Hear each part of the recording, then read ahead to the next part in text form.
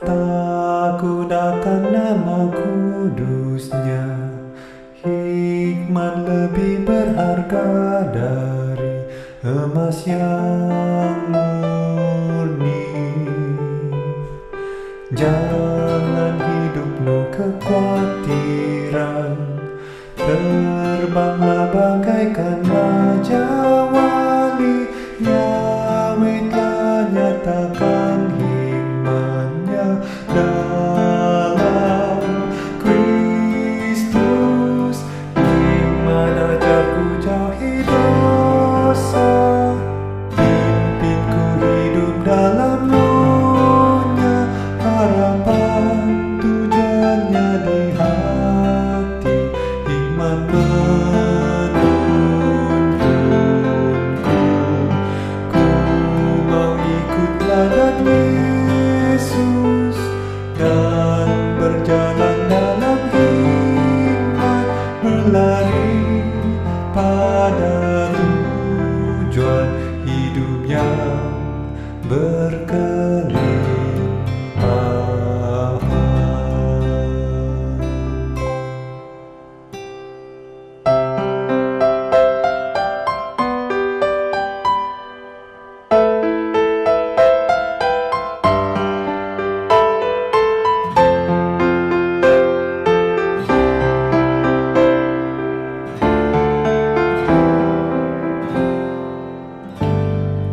Permulaan hikmat adalah takut akan nama kudusnya. Hikmat lebih berharga dari emas yang murni. Jangan hidup penuh kekhawatiran, terbanglah bagaikan raja wali. Yahweh telah nyatakan hikmat-Nya dalam Kristus. Hikmat ajarku jauhi dosa, pimpinku hidup dalam Roh-Nya. Harapan tujuannya di hati, hikmat menuntunku. Ku mau ikut teladan Yesus dan berjalan dalam hikmat, berlari pada tujuan hidup yang berkelimpahan.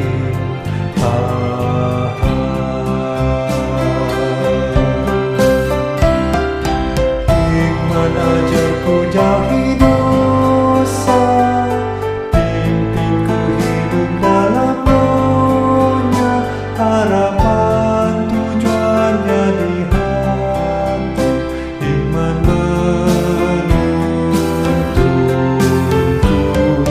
Ku mau ikut teladan Yesus dan berjalan dalam hikmat, berlari pada tujuan hidup yang berkelimpahan.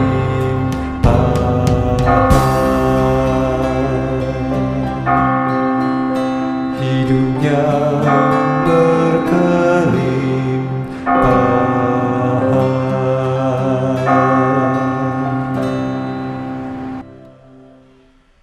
Selamat Hari Minggu 19 September 2021.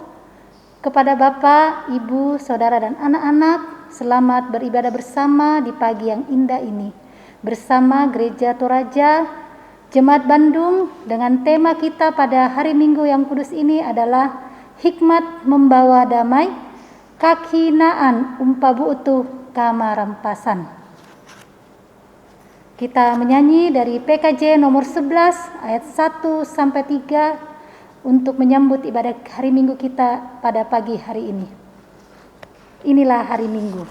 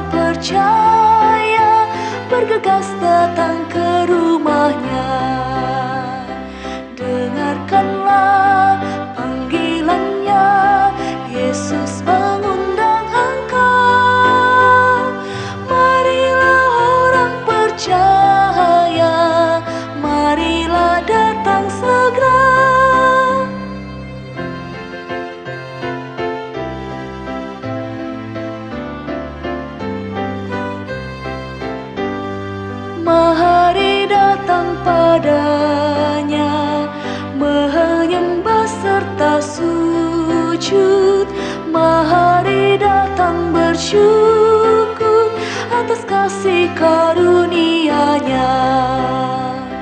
Dengarkanlah panggilan-Nya, Yesus mengundang engkau. Marilah orang percaya, marilah datang segera.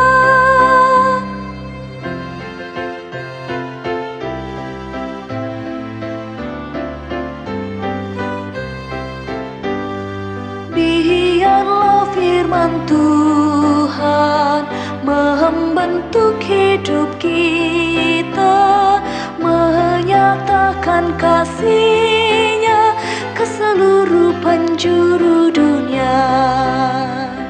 Dengarkanlah panggilan-Nya, Yesus mengundang engkau. Marilah orang percaya, marilah datang segera.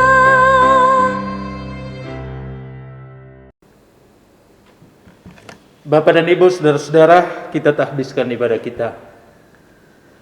Pertolongan kita adalah dalam nama Tuhan yang menjadikan langit dan bumi. Amin. Salam dari semua orang kudus kepada kamu. Kasih karunia Tuhan Yesus Kristus dan kasih Allah dan persekutuan Roh Kudus menyertai kamu sekalian. Dan bagimu juga.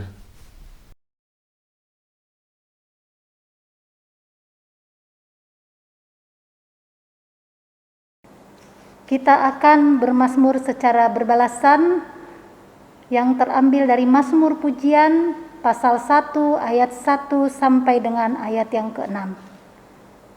Berbahagialah orang yang tidak berjalan menurut nasihat orang fasik, yang tidak berdiri di jalan orang berdosa, dan yang tidak duduk dalam perkumpulan pecongol, tetapi yang kesukaannya ialah Taurat Tuhan, dan yang merenungkan Taurat itu siang dan malam.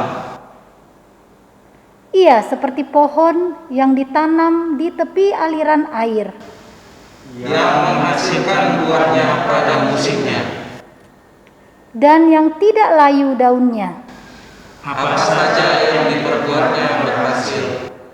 Bukan demikian orang fasik. Mereka seperti sekam yang ditiupkan angin. Sebab itu orang fasik tidak akan tahan dalam penghakiman. Begitu pula orang berdosa dalam perkumpulan orang benar. Bersama-sama, sebab Tuhan mengenal jalan orang benar, tetapi jalan orang fasik menuju kebinasaan. Amin.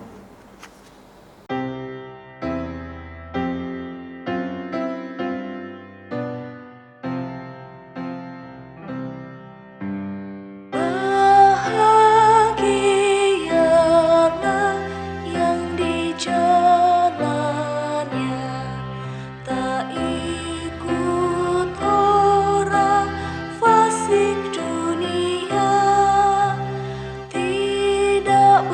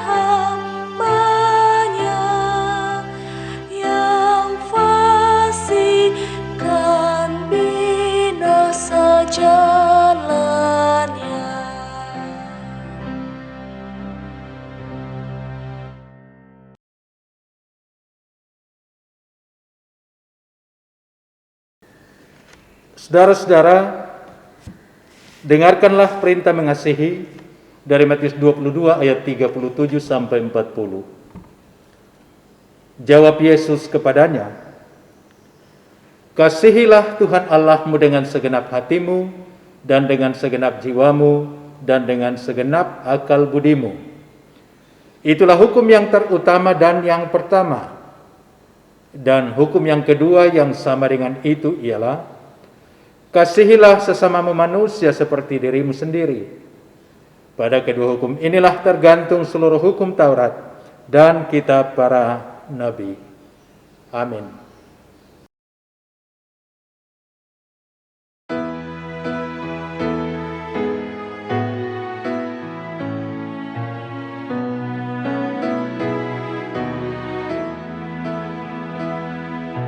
Yesus tetap mengasihi aku, kuasa gelap takkan memisahku, bahkan nyawanya Ia beri, kini ku miliknya. Aku tetap miliknya, Yesus pemilikku. Bukan untuk sementara, tapi selamanya.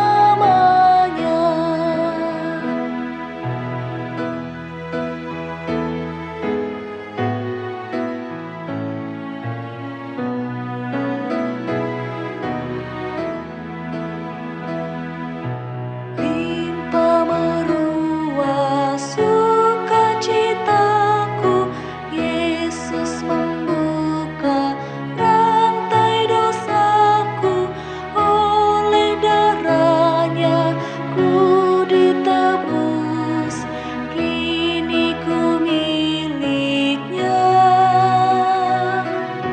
Aku tetap miliknya, Yesus pemilikku. Bukan untuk sementara, tapi selamanya.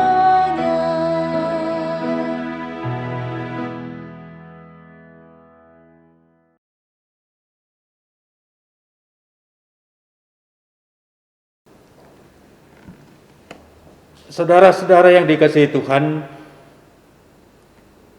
mari dalam kesempatan yang Tuhan masih karuniakan ini kita datang kepadanya untuk membawa segala beban dosa kita.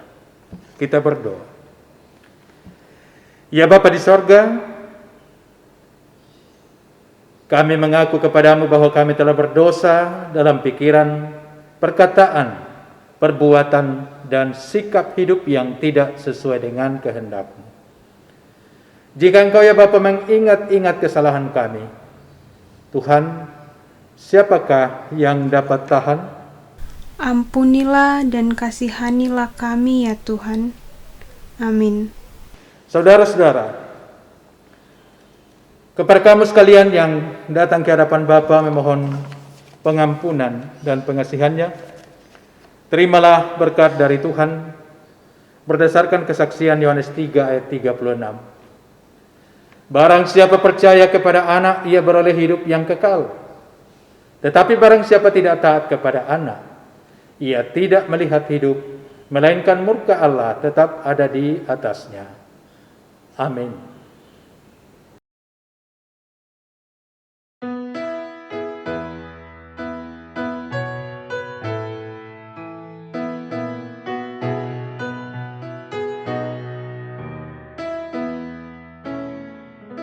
Di dalam kasih yang teguh telah datang Yesus Tuhanku, menghapus aib dan dosaku.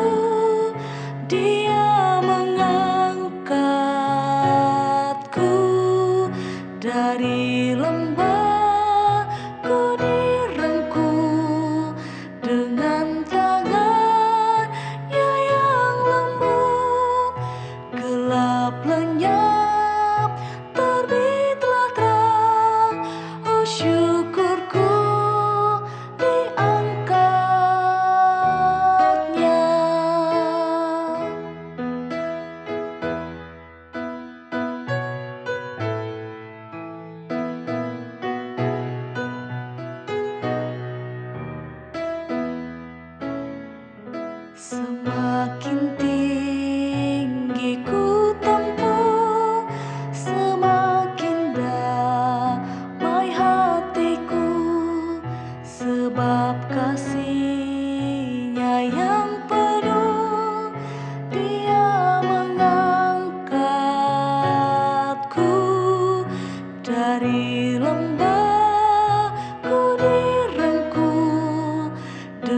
dan tangannya yang lembut, gelap lenyap, terbitlah terang. Oh syukurku diangkatnya.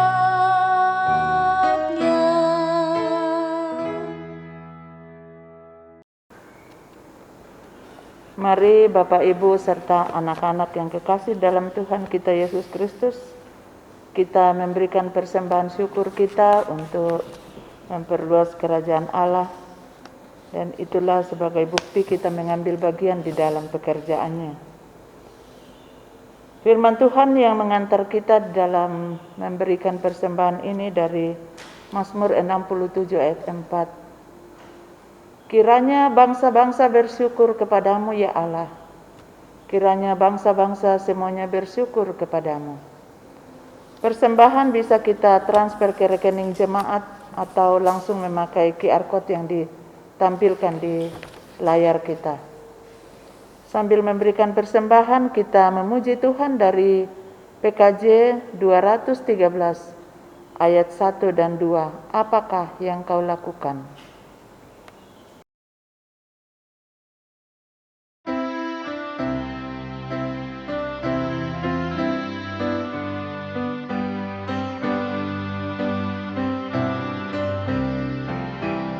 Apakah yang kau lakukan bila kau sedang gembira?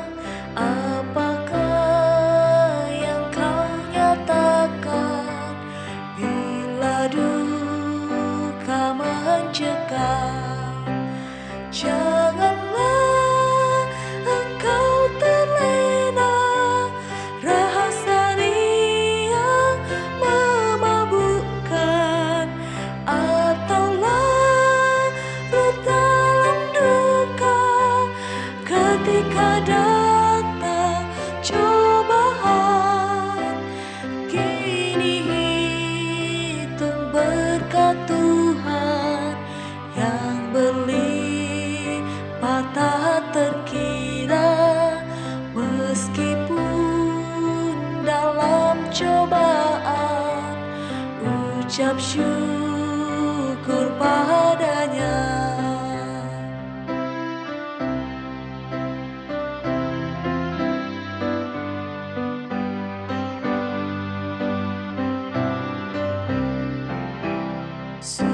Sukacita senantiasa, sukacita dalam Tuhan, kebaikan harus nyata, bercahaya cemerlang.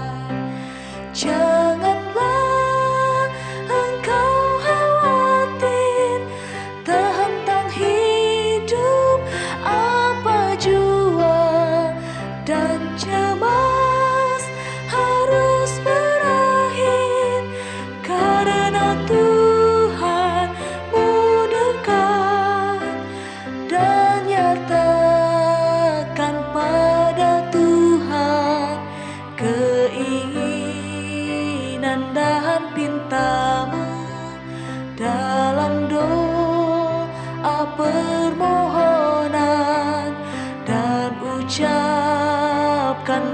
syukur.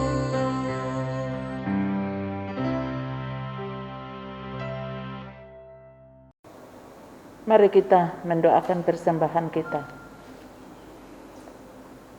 Bapa dalam sorga yang kudus, Bapa yang memenuhi segala kebutuhan kami dalam segala kasih sayang-Mu Tuhan, ketika kami saat ini juga dengan hati yang sukacita memberikan persembahan ini, semua itu juga adalah kasih sayang-Mu kepada kami, bahwa kami menyadari apa yang ada pada kami adalah datangnya daripada-Mu juga.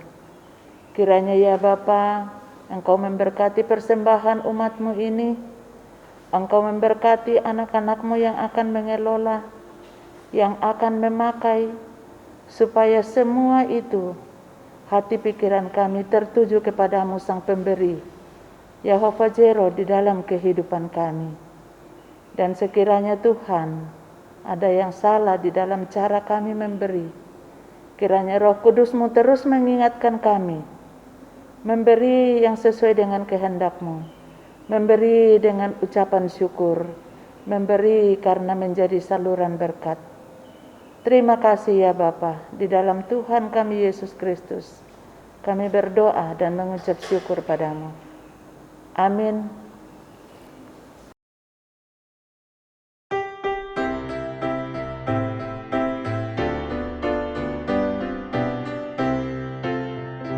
Ucap syukur pada Tuhan karena kita diselamatkan oleh-Nya. Senandungkan lagu baru, senandungkan lagu baru bagi-Nya.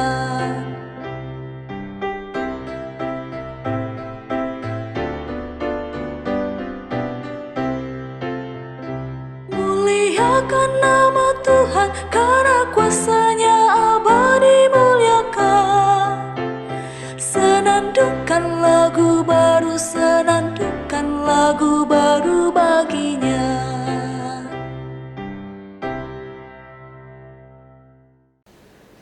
Bapak dan Ibu, saudara-saudara, anak-anak sekalian, sebelum kita membaca dan merenungkan firman Tuhan hari ini, mari kita mohon pimpinan Tuhan dalam doa. Kita berdoa. Kami bersyukur kepadamu Tuhan untuk kesempatan beribadah hari ini dan juga kesempatan akan membaca dan merenungkan firman-Mu. Kami mohon kepadamu Tuhan, urapi setiap kami, kiranya Roh Kudus-Mu membuka hati pikiran kami untuk boleh menerima kebenaran firman-Mu. Dan biarlah lewat firman-Mu hari ini, hidup kami sekalian diberkati. Yalah Bapa dalam sorga, pelengkapi hamba-Mu dengan urapan-Mu, sehingga hamba-Mu juga boleh berkata-kata kepada umat-Mu hari ini, sebagai penyambung lidah Tuhan, menyatakan kebenaran firman-Mu. Berfirmanlah ya Tuhan, kami siap mendengarkannya. Dalam Kristus Yesus kami berdoa. Amin.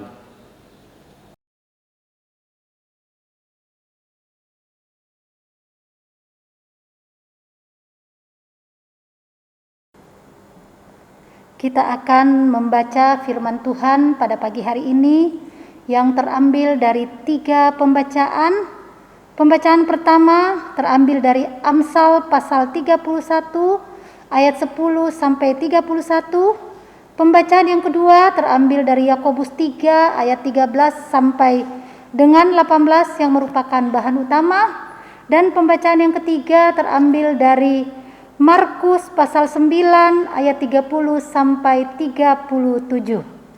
Kita akan mengikuti pembacaan pertama dari Amsal 31 ayat 10 sampai ayat yang ke-31 yang berbunyi demikian. Puji-pujian untuk istri yang cakap. Istri yang cakap, siapakah akan mendapatkannya? Ia lebih berharga daripada permata. Hati suaminya percaya kepadanya, suaminya tidak akan kekurangan keuntungan. Ia berbuat baik kepada suaminya dan tidak berbuat jahat sepanjang umurnya. Ia mencari bulu domba dan rami dan senang bekerja dengan tangannya. Ia serupa kapal-kapal saudagar, dari jauh ia mendatangkan makanannya. Ia bangun kalau masih malam, lalu menyediakan makanan untuk seisi rumahnya dan membagi-bagikan tugas kepada pelayan-pelayannya perempuan. Ia membeli sebuah ladang yang diingininya, dan dari hasil tangannya kebun anggur ditanaminya. Ia mengikat pinggangnya dengan kekuatan, ia menguatkan lengannya. Ia tahu bahwa pendapatannya menguntungkan, pada malam hari pelitanya tidak padam. Tangannya ditaruh pada jentera, jari-jarinya memegang pemintal. Ia memberikan tangannya kepada yang tertindas, mengulurkan tangannya kepada yang miskin.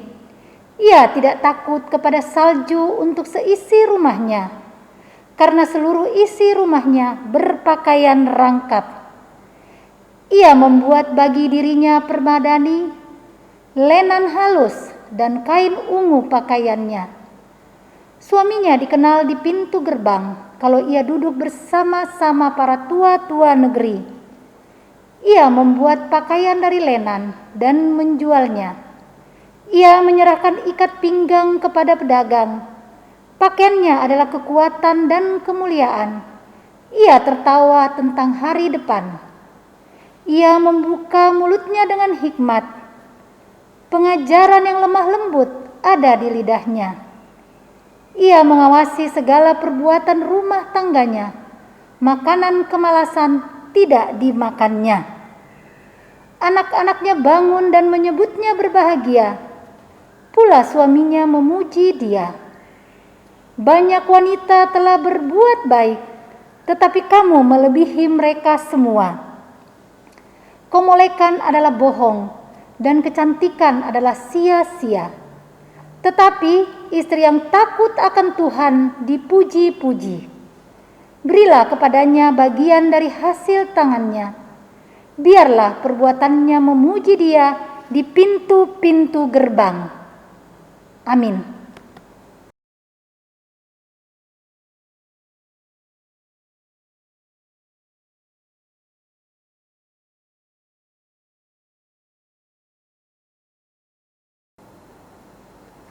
Yakobus 3 ayat 13 sampai 18. Hikmat yang dari atas. Siapakah di antara kamu yang bijak dan berbudi? Baiklah ia dengan cara hidup yang baik, menyatakan perbuatannya oleh hikmat yang lahir dari kelemah lembutan. Jika kamu menaruh perasaan iri hati dan kamu mementingkan diri sendiri, janganlah kamu memegahkan diri, dan janganlah berdusta melawan kebenaran. Itu bukanlah hikmat yang datang dari atas, tetapi dari dunia, dari nafsu manusia, dari setan-setan. Sebab di mana ada iri hati dan mementingkan diri sendiri, di situ ada kekacauan dan segala macam perbuatan jahat. Tetapi hikmat yang dari atas adalah pertama-tama murni, selanjutnya pendamai, peramah, penurut, penuh belas kasihan, dan buah-buah yang baik, tidak memihak dan tidak munafik. Dan buah yang terdiri dari kebenaran ditaburkan dalam damai untuk mereka yang mengadakan damai. Haleluya.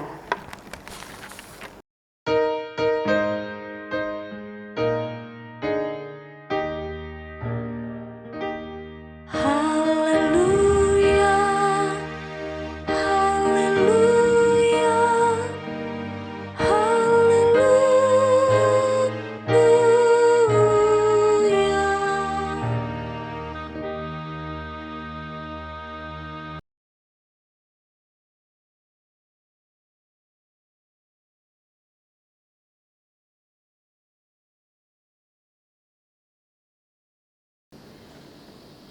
Bacaan ketiga dari kitab Injil Markus pasal 9 ayat 30 sampai 37. Firman Tuhan, pemberitahuan kedua tentang penderitaan Yesus.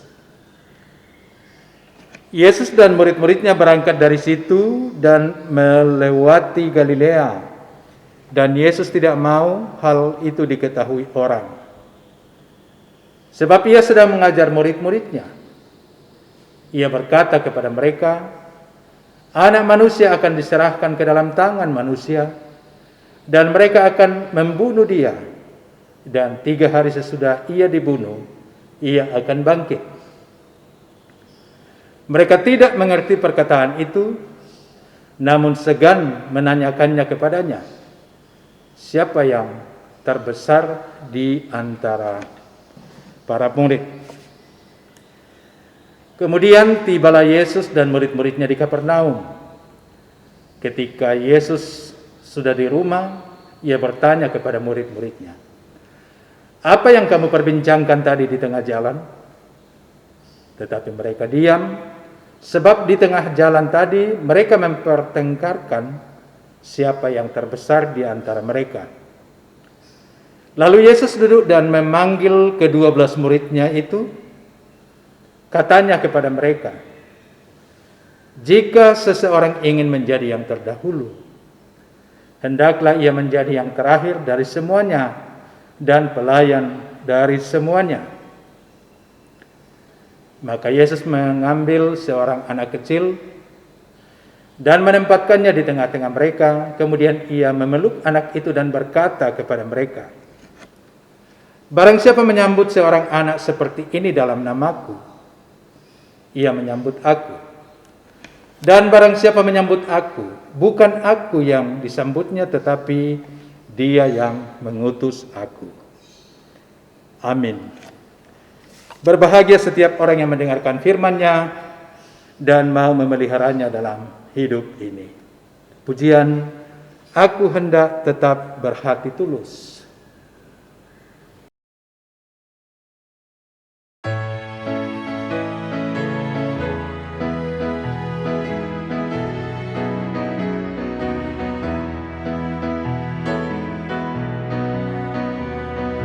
Aku hendak tetap berhati tulus karena teman mempercayaiku. Aku hendak tetap berjalan lurus karena teman telah mengasihiku. Karena teman telah mengasihiku.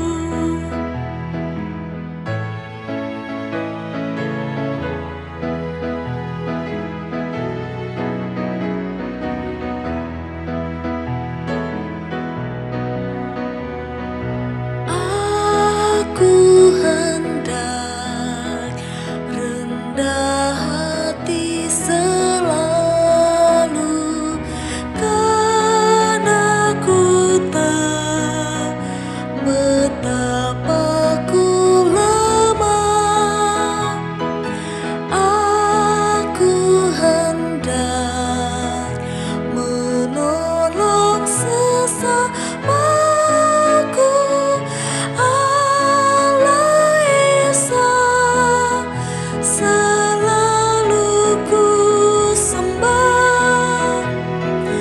Allah Esa selalu ku sembah.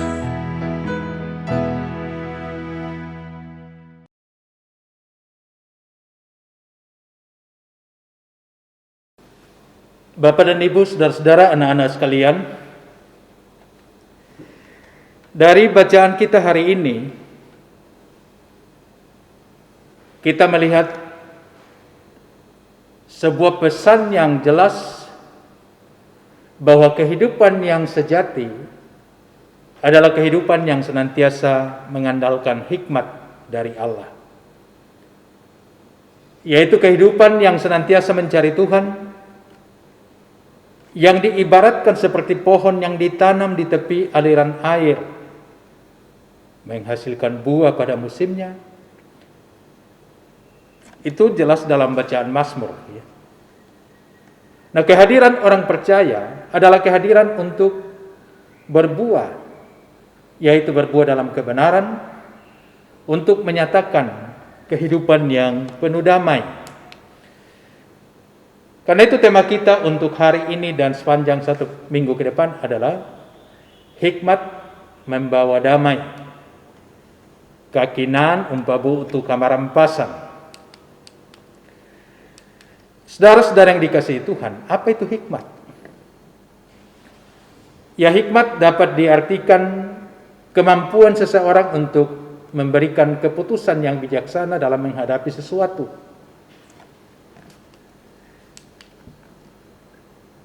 dalam Perjanjian Lama menggunakan kata hokmah yang melingkupi kepandaian, kecerdasan, dan kebijaksanaan.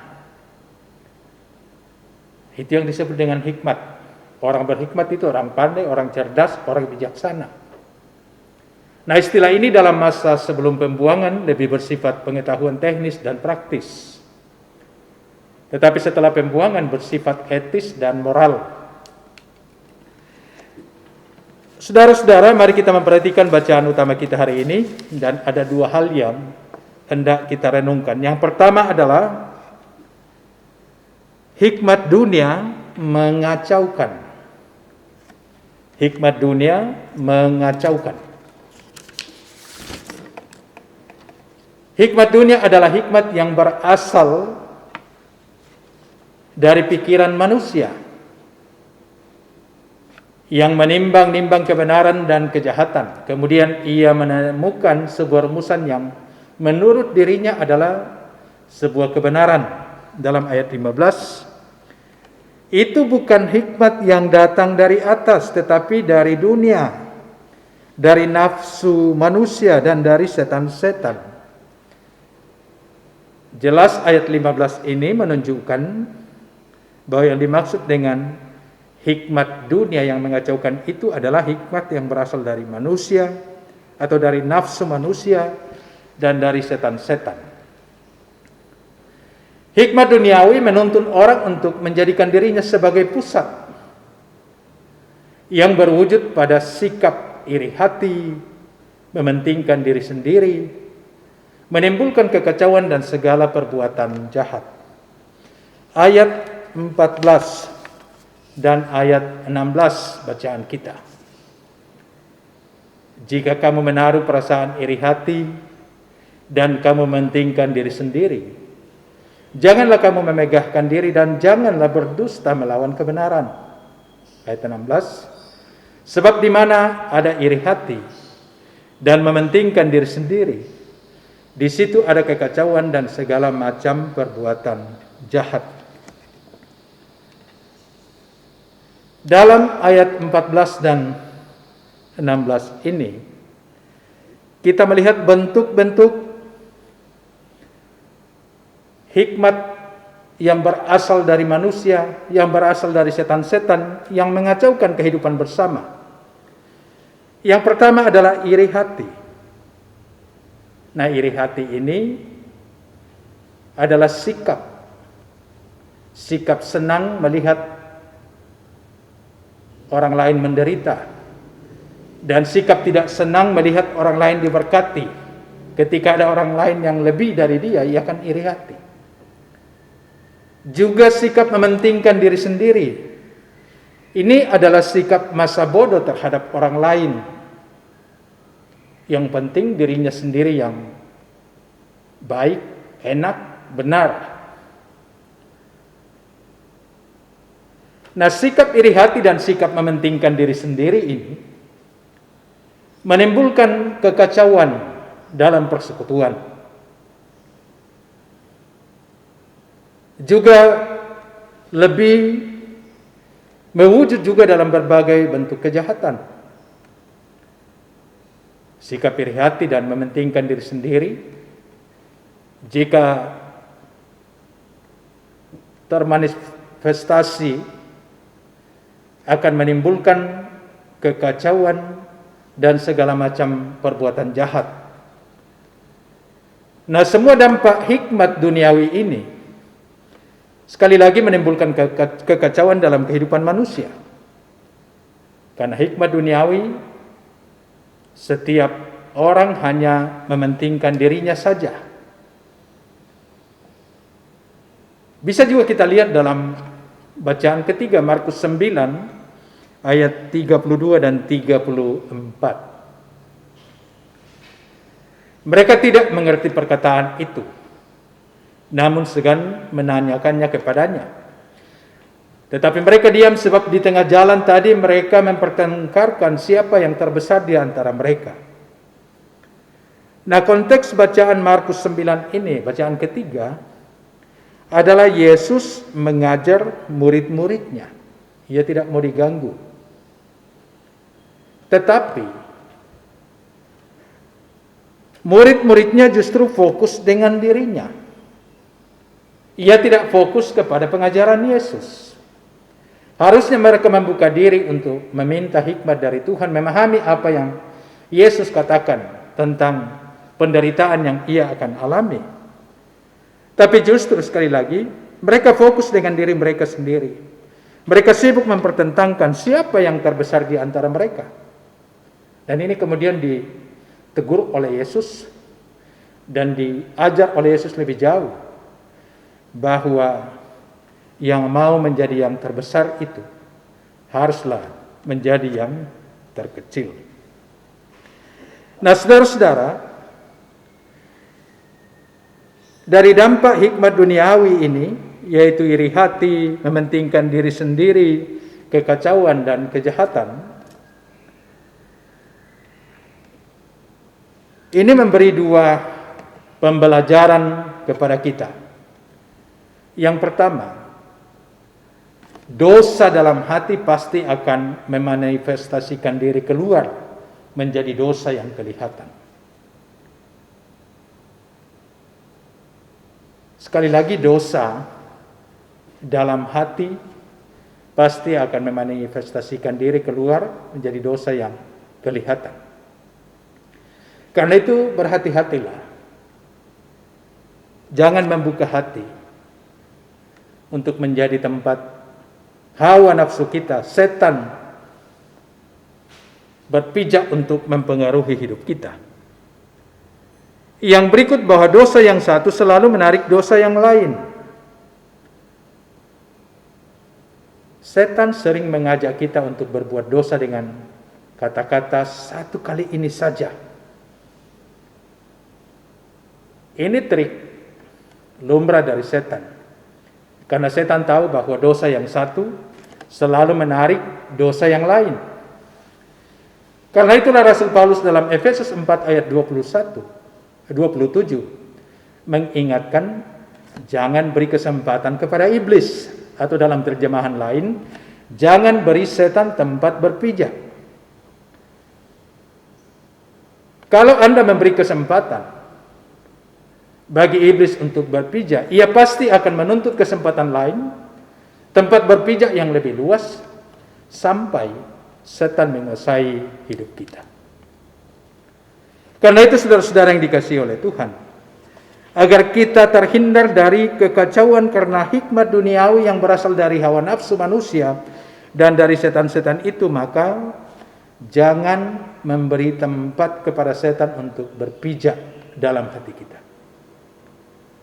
Jangan beri tempat berpijak dalam diri kita, supaya diri kita tidak dikuasai dan tidak membawa kekacauan kepada sesama.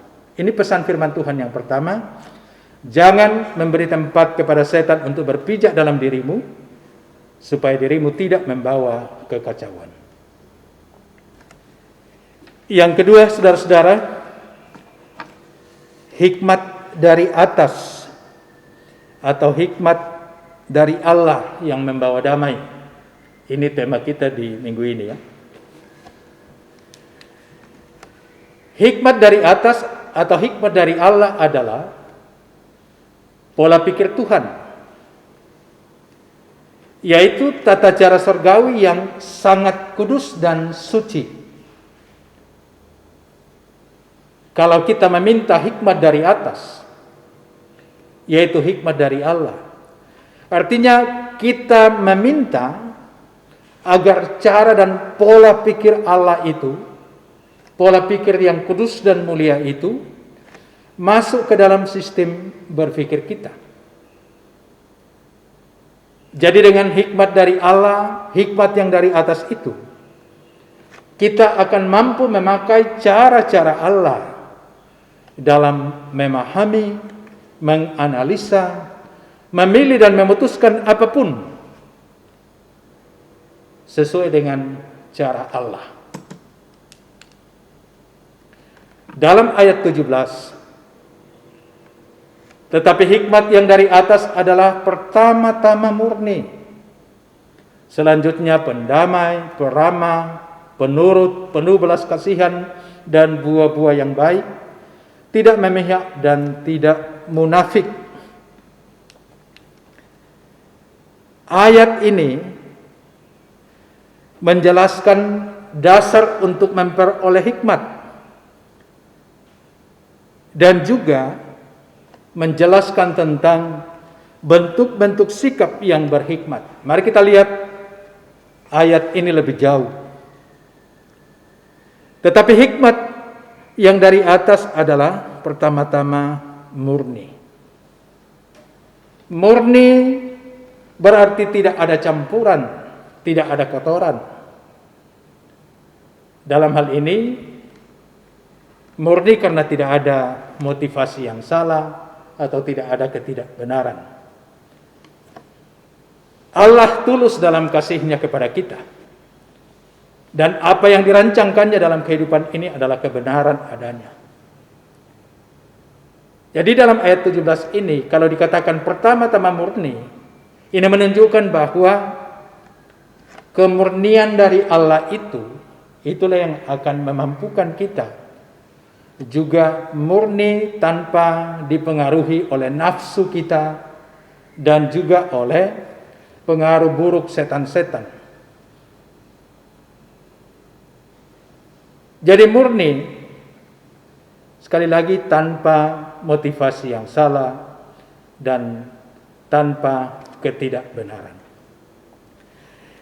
Lalu bentuk-bentuk sikap yang berhikmat itu juga dipertegas dalam ayat 17 ini. Misalnya pertama, pendamai. Ini menunjuk kepada orang yang tidak senang mencari gara-gara atau permusuhan. Tidak senang membalas kejahatan dengan kejahatan. Tidak senang mengadu domba. Tetapi sebaliknya, seorang pendamai adalah seorang yang suka mendamaikan dan juga dirinya membawa damai. Bentuk yang berikut adalah peramah, bukan pemarah, peramah.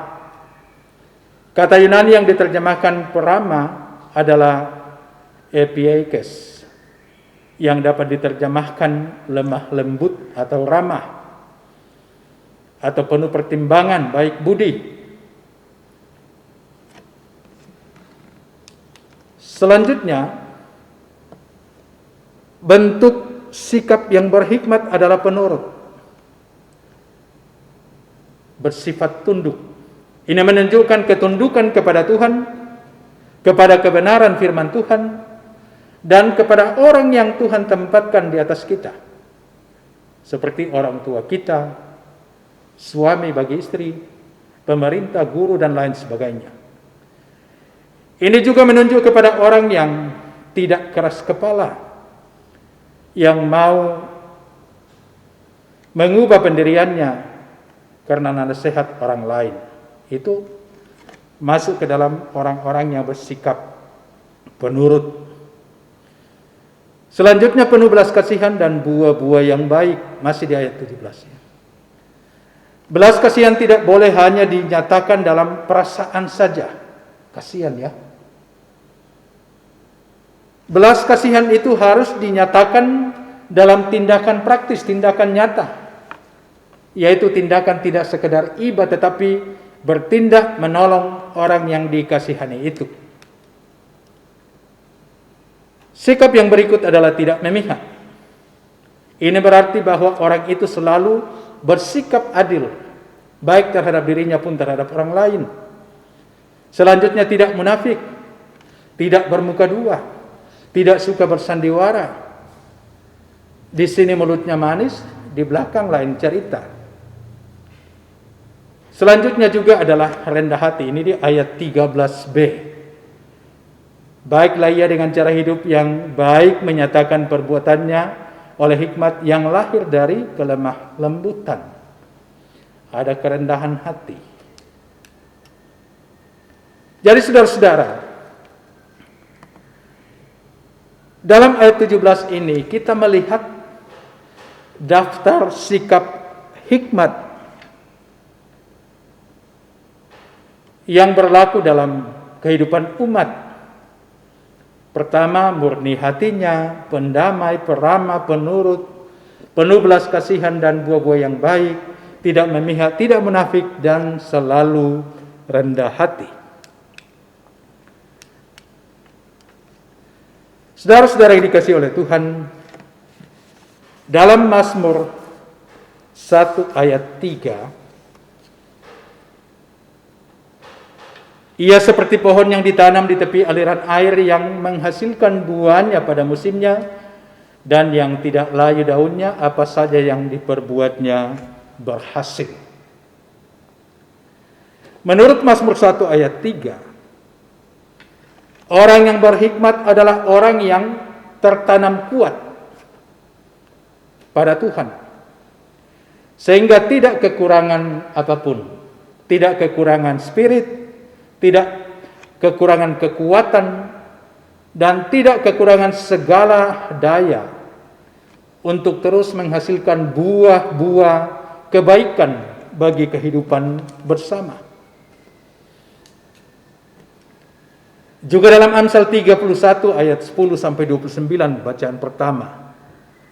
Ini Amsal tentang puji-pujian kepada istri yang cakap. Nah, seorang istri yang digambarkan dalam Amsal 31 ini adalah istri yang sangat luar biasa. Menjadi partner penolong yang sejati bagi suaminya. Seorang pekerja keras, suka menolong orang lain, selalu memastikan kebutuhan seisi rumahnya terpenuhi. Juga seorang istri yang penuh optimisme untuk masa depan keluarganya. Ia tertawa tentang masa depannya. Ia juga lemah lembut di dalam bertutur, dihormati dan dikasihi oleh keluarganya, oleh suami dan anak-anaknya, bahkan oleh semua orang. Dan satu lagi yang luar biasa bagi istri yang cakap ini adalah perbuatannya memuji dia di pintu gerbang.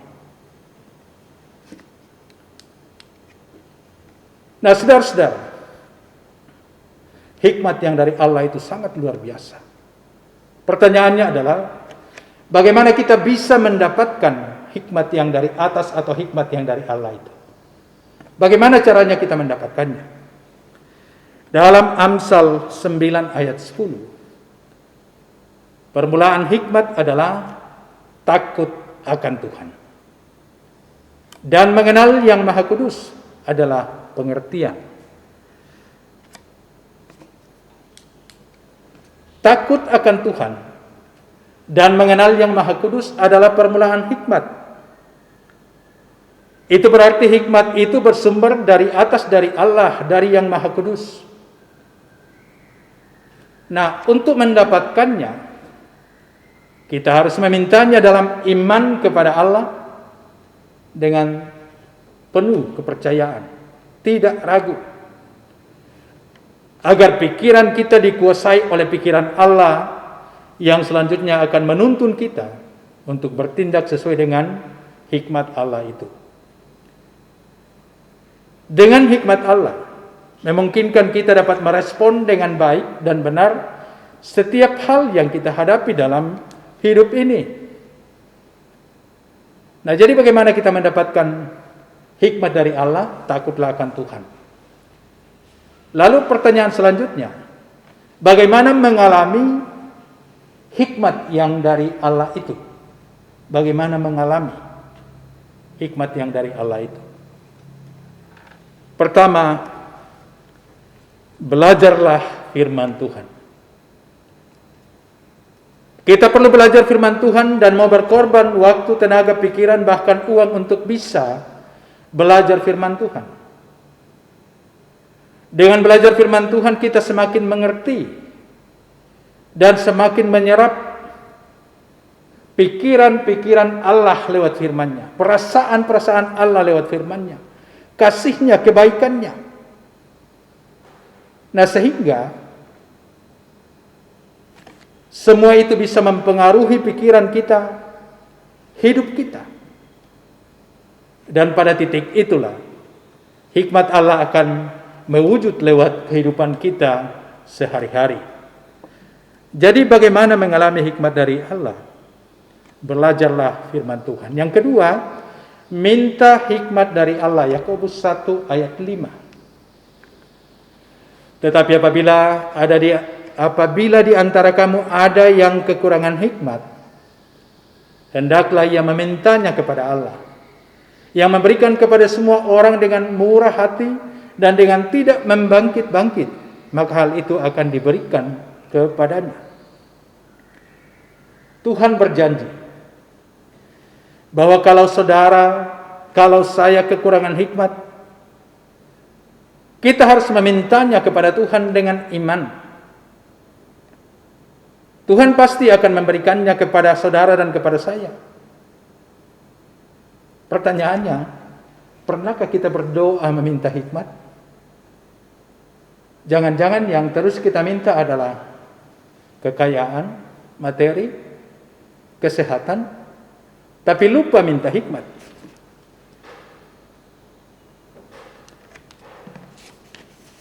Yang berikut, bagaimana kita mengalami hikmat yang dari atas? Kita perlu menjaga hati kita masing-masing. Dalam Amsal 4 ayat 23. Amsal pasal 4 ayat 23.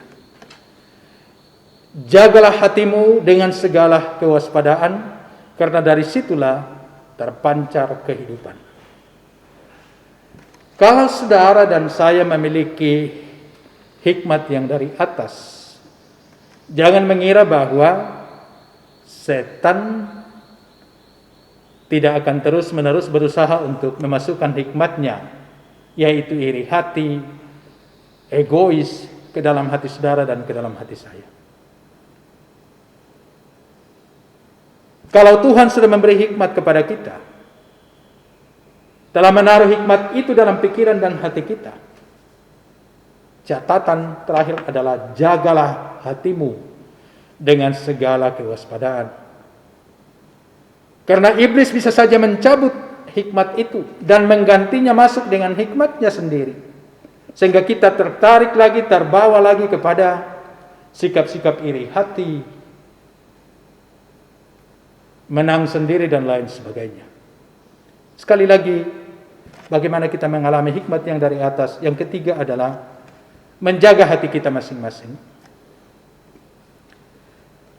Karena kita akan bebas dari pengaruh buruk iblis ketika hati kita tetap dikuasai oleh hikmat Allah. Nah, saudara-saudara yang dikasihi oleh Tuhan, pesan firman Tuhan yang kedua untuk kita adalah bahwa hikmat yang sejati, yaitu hikmat yang dari Allah, berawal dari sikap yang kudus, yang menghormati Allah, yang takut akan Allah di dalam kehidupan kita. Sekali lagi, pesan firman Tuhan yang kedua untuk kita adalah bahwa hikmat yang sejati berawal dari sikap yang kudus dan menghormati Tuhan. Karena itu, hormatilah Tuhan. Amin. Saudara-saudara, mari kita meresponi firman Tuhan secara pribadi lewat saat teduh. Kita bersaat teduh.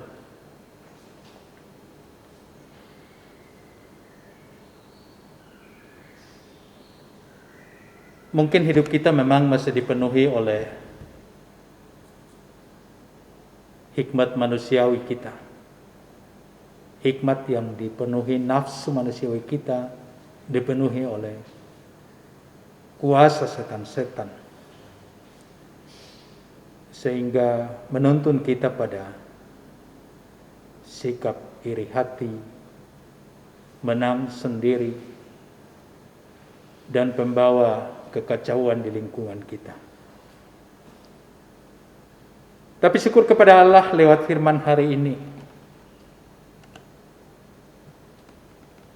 kita dikuatkan bahwa kita bisa memiliki hikmat Allah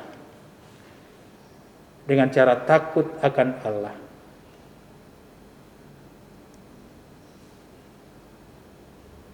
Selalu mencari pikiran-pikiran Allah lewat kebenaran firman-Nya, juga dengan terus meminta hikmat kepada Allah dan selalu menjaga hati kita. Biarlah hikmat Allah saja yang terus berkuasa dalam hidup kita, sehingga hidup kita sungguh menjadi hidup yang dipenuhi damai dan membawa damai bagi sesama. Jangan membiarkan pikiran kita, hati kita menjadi tempat berpijak bagi iblis untuk menyatakan pengaruh buruknya dalam hidup kita. Saudara-saudara, mari kita berdoa syafaat bersama. Kita berdoa. Syukur kepada Allah, kami boleh menikmati persekutuan ibadah kami hari ini. Berkati ibadah kami Tuhan, sehingga menjadi berkat bagi setiap umat-Mu yang boleh mengalaminya, menikmatinya, terutama kebenaran firman-Mu yang mengingatkan kami untuk selalu mengarahkan hidup kami pada hikmat yang dari atas dan menghidupinya, dan pada saat yang sama selalu menjaga hati sehingga tidak menjadi tempat iblis berkuasa berpijak untuk menyeret kami kepada kebinasaan. Terima kasih juga kepada-Mu Tuhan untuk berkat-berkat-Mu dalam kehidupan jemaat-Mu. Berkat kekuatan, kesehatan, kesempatan bekerja, kekuatan bekerja, dan berkat-berkat dari hasil pekerjaan yang baik. Terima kasih. Terima kasih juga berkat kehidupan yang Tuhan tetap karuniakan bagi setiap umat-Mu. Terutama kami bersyukur bersama dengan beberapa saudara yang akan menikmati ulang tahun bersama Tianur Evaning Sipardede 19 September, Bernhard Septiadi Tandebura 21 September, Virgita Renada Lora Putri 22 September, Elsama Pramodia Bangloli Pananangan 22 September, dan seluruh umat-Mu yang juga akan menikmati sukacita ulang tahun kelahiran dan ulang tahun pernikahan. Kami doakan mereka semua, hamba-Mu doakan kiranya mereka semua tetap diberi sukacita, umur panjang, kesehatan yang baik, dan hidup mereka terus dijaminkan oleh berkat Tuhan siang dan malam. Ya Allah Bapa dalam sorga, lanjutkanlah anugerah kasih-Mu bagi seluruh umat-Mu dalam menjalani kehidupan sepekan kerja ke depan.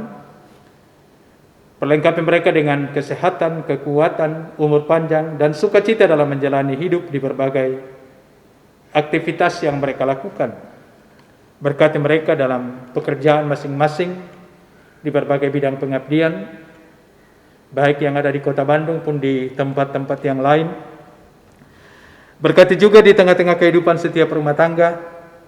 Kiranya di setiap rumah tangga jemaat selalu ada kasih, damai, sukacita, dan menjadi pintu berkat atas hidup mereka.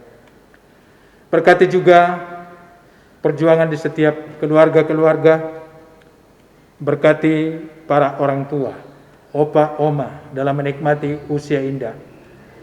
Kiranya kesehatan, kekuatan, dan sukacita dari Tuhan tetap menjadi bagian kehidupan mereka.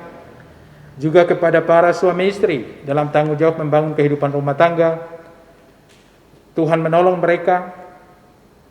Kiranya mereka semua terus dimampukan untuk memberi yang terbaik bagi masa depan keluarga.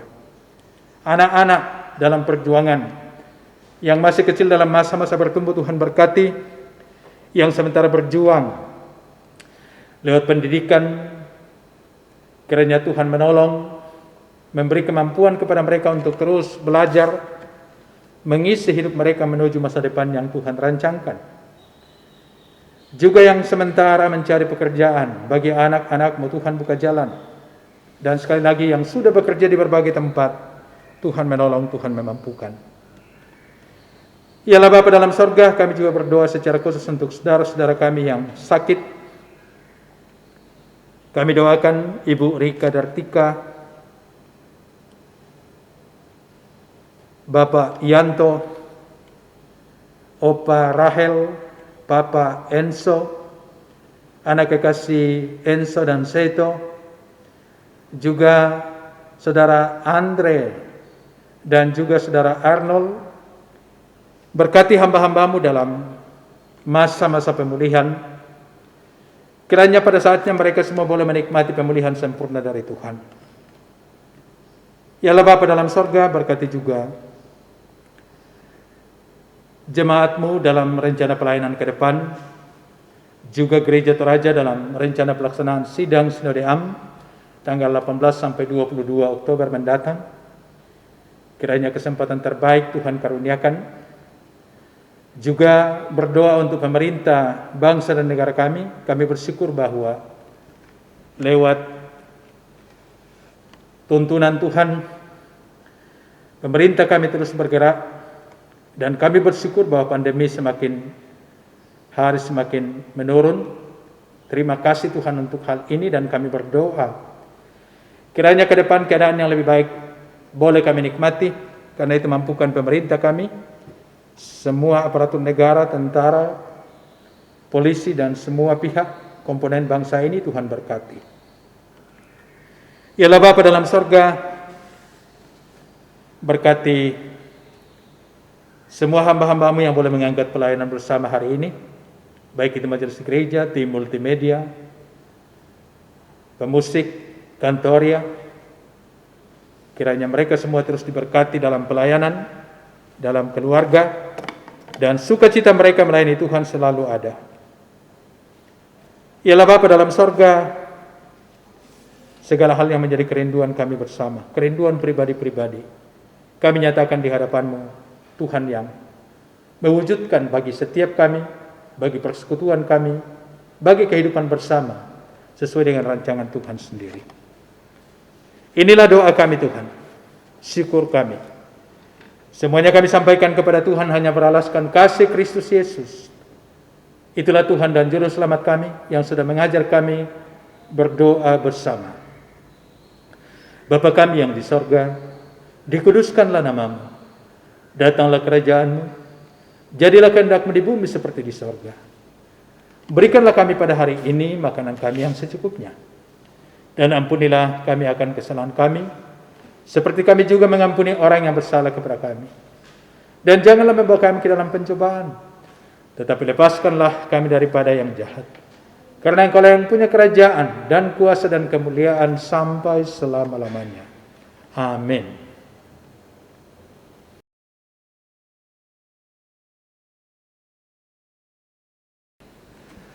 Saudara-saudara yang dikasihi Tuhan, dengarkanlah petunjuk hidup baru dari Yakobus 3 ayat yang ke-13. Firman Tuhan, siapakah di antara kamu yang bijak dan berbudi? Baiklah ia dengan cara hidup yang baik menyatakan perbuatannya oleh hikmat yang lahir dari kelemah lembutan. Amin.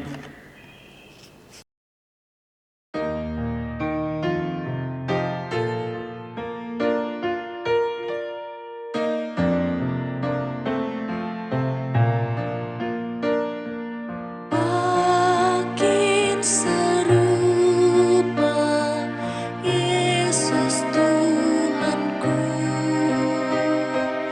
inilah sungguh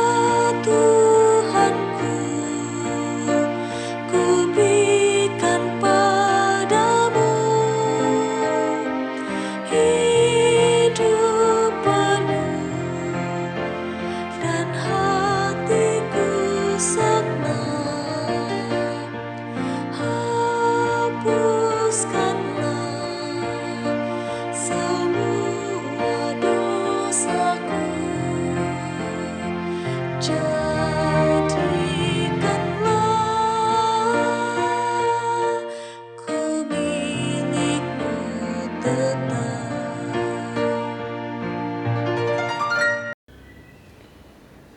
Saudara-saudaraku, pergilah dalam perlindungan kasih Tuhan yang senantiasa menyertai dan memberkati hidup kita. Lanjutkanlah dan wujudkan tugas panggilanmu sebagai gereja dengan keyakinan akan pertolongan dan kasih Kristus yang telah dianugerahkannya dalam kehidupan baru. Pergilah dan terimalah berkat Tuhan. Tuhan memberkati engkau dan melindungi engkau. Tuhan menyinari engkau dengan wajah-Nya dan memberi engkau kasih karunia. Tuhan menghadapkan wajah-Nya kepadamu dan memberi engkau damai sejahtera. Amin.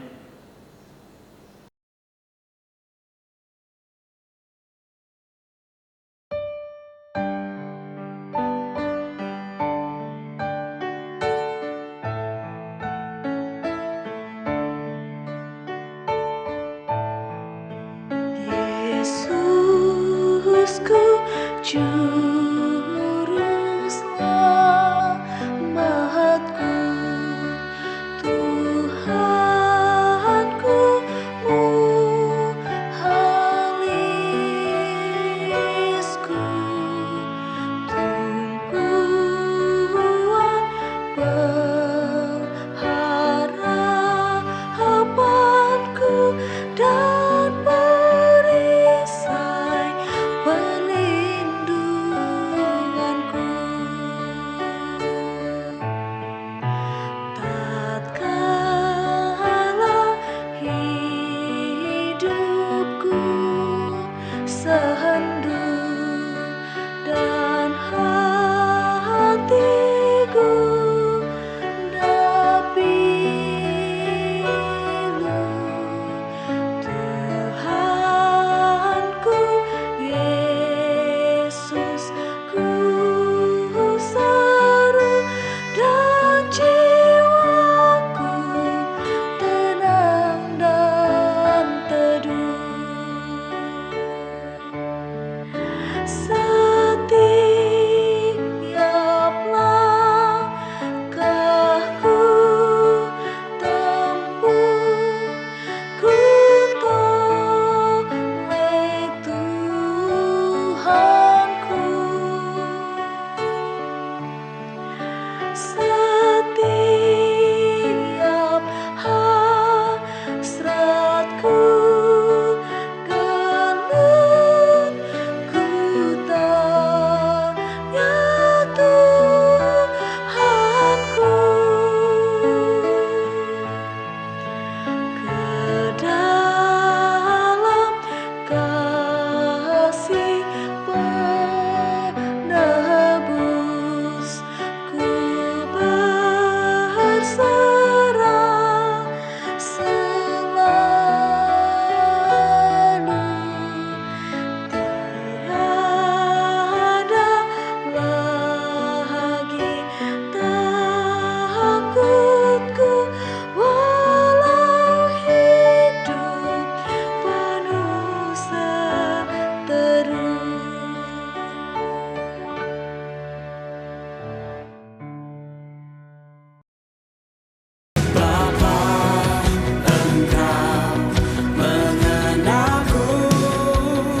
Bapak dan Ibu, saudara-saudara, anak-anak sekalian, demikian ibadah kita hari ini. Berbahagia kita yang masih diberi kesempatan oleh Tuhan untuk bersama-sama beribadah kepada-Nya. Lanjutkan kehidupan kamu sekalian sepekan kerja ke depan, dan lakukanlah firman Tuhan hari ini yang mengingatkan setiap kita untuk jangan memberi tempat berpijak kepada setan di dalam kehidupan kita. Selanjutnya, takutlah akan Tuhan, karena itulah cara kita menikmati, memperoleh hikmat sejati yang dari Tuhan, yaitu kehidupan yang dituntun oleh hikmat Tuhan sendiri. Selamat melanjutkan kehidupan dan perjuangan hidup sepekan kerja ke depan. Tetap semangat dan patuhi protokol kesehatan. Tuhan memberkati saudara-saudara sekalian. Shalom.